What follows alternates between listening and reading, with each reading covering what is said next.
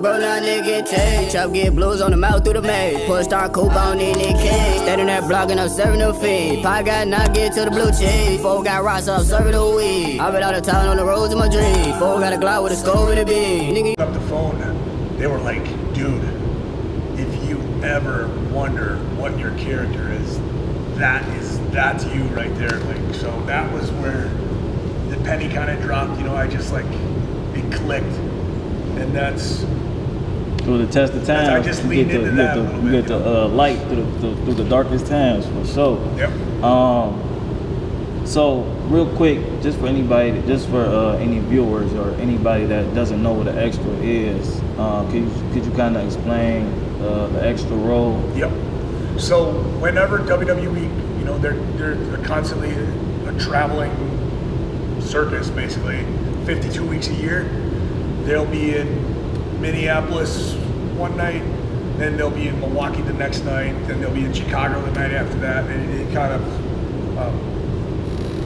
and it's 52 weeks a year, and you're going all the way across, you know, all around. So anytime they would come into this area, into the Midwest, they look for extras. It's guys that can go in and just, like local guys that can wrestle, but get beat up by some of their talent who aren't necessarily on TV yet, or they're kind of on TV and they're trying to push their character, trying to build them and get them established. Or there's times where they need some cops. Like I remember one time, Austin and Rock were feuding, and I believe it was a SmackDown, and they met in the middle of the ring and they started fighting, and there were a bunch of us cops, right? There was all wrestlers, and it's funny how at the time you'd watch and like all the cops would have ponytails and bleach blonde hair and stuff. But I remember I had to take Austin, me and maybe 3 or 4 other cops had to take Austin to his locker room, and the other guys had to take Rock to his dressing room. Oh yeah, that's great.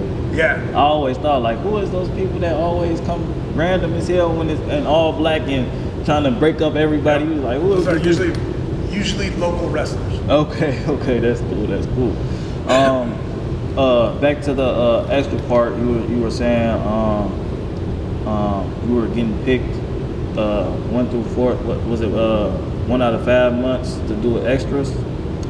Yeah, about every 5 or 6 months. 5 or 6 months, okay. Yeah, sometimes, like, a lot of people didn't do this, but, so when I first broke into the business too, at the time, the general consensus was, because back in the 80s, if you were a jobber, if you just went in there and like got your ass kicked by that's all you would ever be to them, was a jobber. So you could never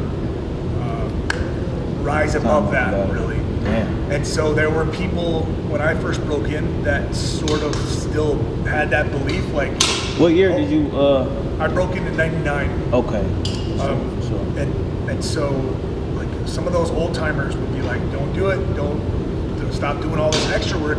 And I knew that the landscape was changing, and that if I went there and I showed improvement every single time, that's what I needed to do. So that's just, I didn't listen to the naysayers. Because I heard people telling me like, don't do it, or they would like kind of laugh at us behind our backs that we were doing it. And I just kept like, I'm gonna get a job one day. Like, I'm gonna get a job. I never said that out loud, but like in my head, I just kept saying it. That's fire. What was the moment where you was like, oh man, I just nailed this extra. I know somebody's gonna call me back. I don't remember the city. I want to say it was like St. Louis. It was around St. Louis area, and it was a Raw and SmackDown that I got booked on. Daivari, you remember Sean Daivari? He was one of my best friends. We traveled together. We were inseparable. And we both wanted the same thing. We were constantly trying to figure out whatever the formula was so that we could get hired by WWE. That's what we wanted. So we were constantly, watching tape and seeing the way that they did things and talking to people and trying to be sponges whenever we could.